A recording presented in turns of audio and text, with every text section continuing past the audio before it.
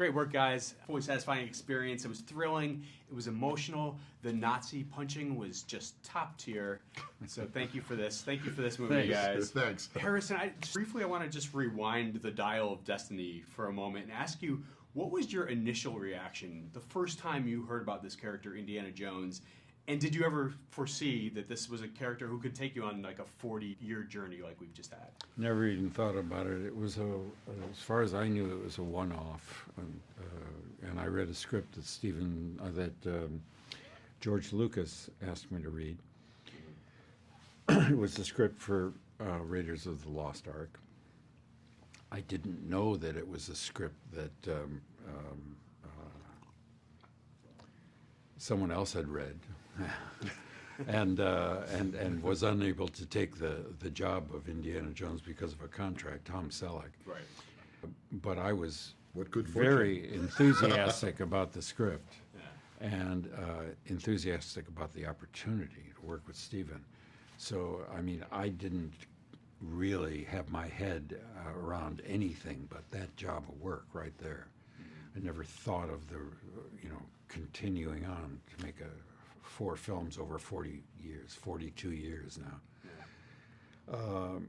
But the opportunity came because the films were so satisfying for an audience, and they were made with such skill and ambition. And so I was delighted to be along for the ride.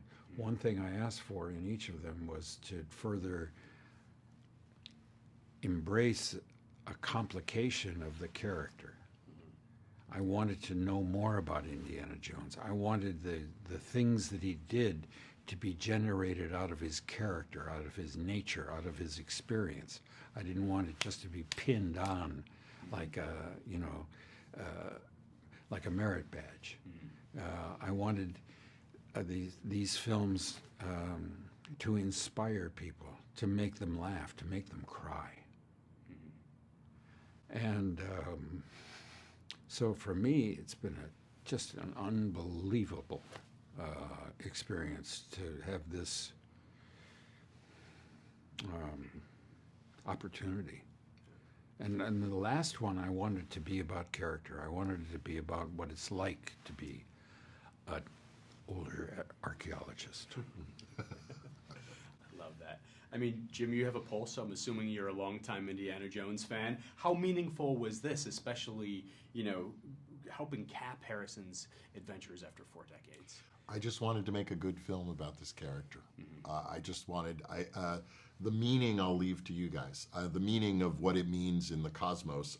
For me, I always try and figure out just what it means for this character, putting one day in front of the other, what it means, what are the challenges he faces in this picture, what are the ways we can keep tapping that vein of joy and screwball action. There's so much that these movies do that, when you ask Harrison, as others I've heard ask, did you always know it was going to be?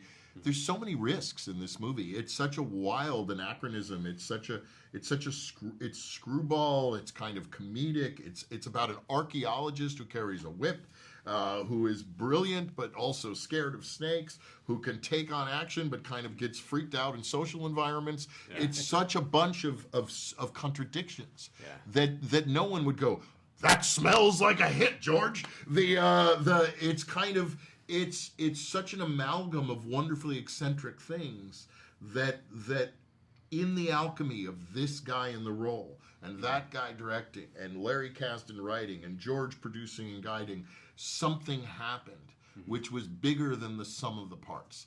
And that thing is something that can instruct all of us who make movies now. And for me, there was the opportunity a little bit to kind of to be part of this world and try and understand that alchemy, but it's also an inspiration for the projects I do beyond the world of this franchise, which is that you can take these swings. These swings they don't have to always make sense by the standard rules of the day of what a hero is, or what a protagonist does, or what's likable, or isn't he kind of a fussy character? Indiana Jones was. Yeah. Isn't he? It's like there's a lot of ways this stuff can work if you can thread the needle, and I think that's what's so magic about these movies is that this particular bunch of people managed to do that so well.